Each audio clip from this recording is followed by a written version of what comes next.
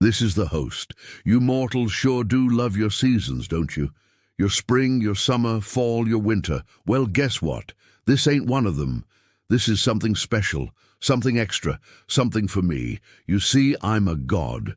Now, most gods don't bother with this sort of thing, sending their divine energy or whatever to influence the weather every now and then. It's just a bit boring, really, don't you think?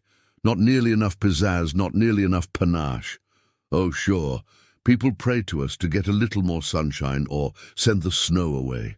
Sometimes they even ask for rain to water their crops. But you know what we say? No. Oh, no, no, no, no, no, it's all part of the cycle. But me, I'm different. I'm a god of excess, a deity of decadence, and I just can't help myself sometimes. I mean, look at me. Who else has the power to turn a single raindrop into a tidal wave, to make a summer last 5 years, to coat an entire mountain in solid gold? Yeah, I know. It's all just a big ego trip. But tonight, it's personal, and that's because tonight I'm feeling generous. Tonight I've decided to bless one lucky mortal with 7 whole days of continuous glorious pizzazz. That's right, 7 whole days of pure divine fun. Rain, shine, snow, sleet, fog, heat, cold, whatever. I'm gonna hit 'em with everything I got, and I'm gonna call it Dramatic Pause, the Mists of Avalon. Yeah, I thought it up on the fly. So let's go. Let's do this. And speaking of doing this, hello. Yes, this is our show where we take you to another plane of existence. And while you're probably thinking, ooh, Mr. Deity of Excess, what about me? Sadly, you're not the chosen one tonight. No, this story is going to be happening in the Forgotten Forest, and honestly I feel a bit bad saying this, but it's actually the perfect place for this. Don't worry, I'll explain why in a moment. See, this forest isn't exactly forgotten. Oh, no, no, no, no, no. All of the forest creatures know all about it. They just choose to ignore it because they're scared. Scared of the mists, scared of what they bring. You see, this forest is protected by a being so powerful, so ancient, so terrifying. The animals haven't dared enter it in hundreds of years. They call him the Green King, the self-appointed guardian of the balance of nature, the master of the mists, and the reaper of the unworthy. He sits on a throne of living roots deep in the forest, hidden from sight by thick mists that never seem to blow away. Some say he is a god, some say a demon, but I tell you this, he is neither. I mean, sure, he's as old as dirt and has enough strength to snap mountains in half, but that doesn't mean he's a god. He also doesn't have horns, a tail or pitchforks, which rules out the whole demon thing. So if you want my professional opinion, he's just a guy, albeit a very powerful guy. You see, the Green King used to roam the wilds freely, making sure that nature wasn't being disrespected.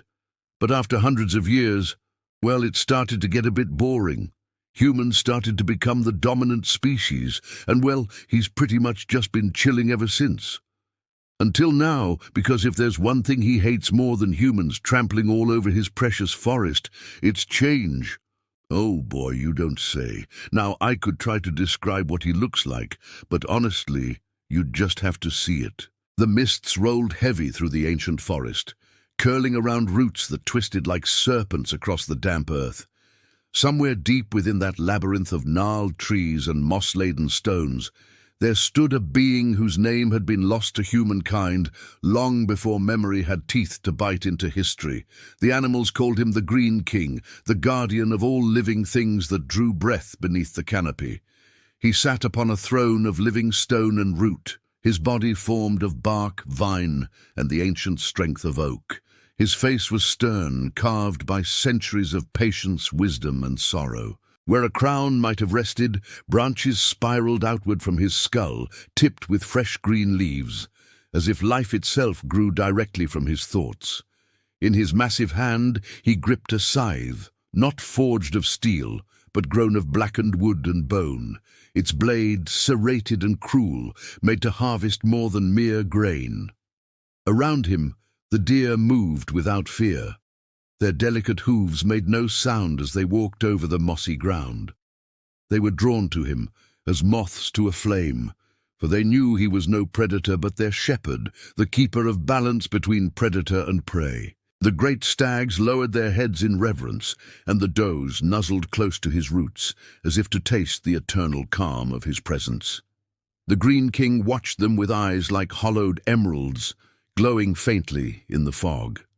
His voice, when it came, was the creaking groan of trees swaying in a storm. Another season turns, another cycle closes.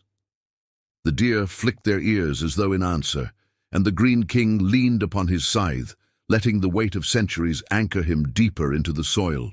His roots reached far beneath the forest floor, down into the bones of the world, where they touched memories older than the sky itself. And it was there, amidst the echoes of time, that the Green King heard the whispers of change carried on the winds of magic. What is this madness? What sorcery is this? He rose from his throne, his branches scraping against the misty heavens, and turned towards the heart of the disturbance. As he did, the deer scattered, vanishing into the thick undergrowth, their panicked breaths echoing his own pounding heart. For in his ancient heart there stirred a long dormant purpose, a righteous anger, a predator's hunger. As he pushed deeper into the forest, the mists parted before him, revealing a spectacle of divine excess. Sun and moon and star swirled together in the sky, painting the forest floor with fractured rainbows.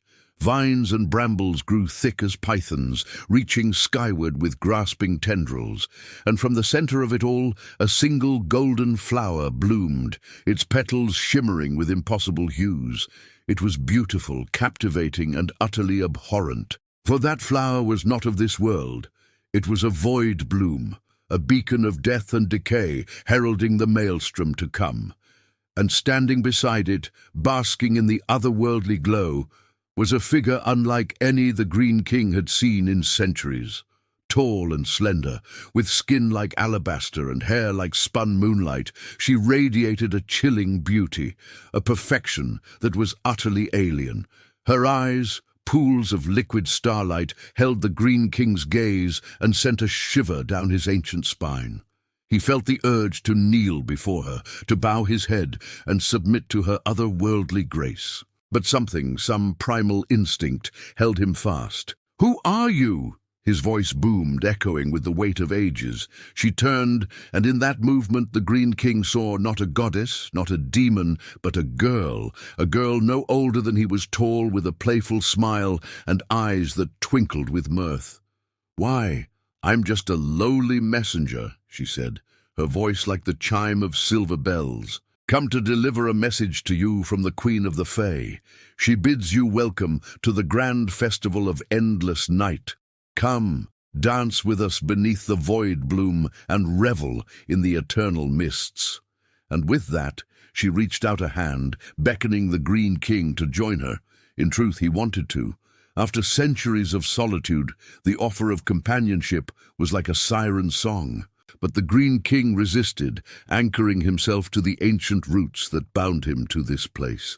For he sensed a trap, a trick of fey magic, an invitation to abandon his post, to leave the balance of the forest to chaos.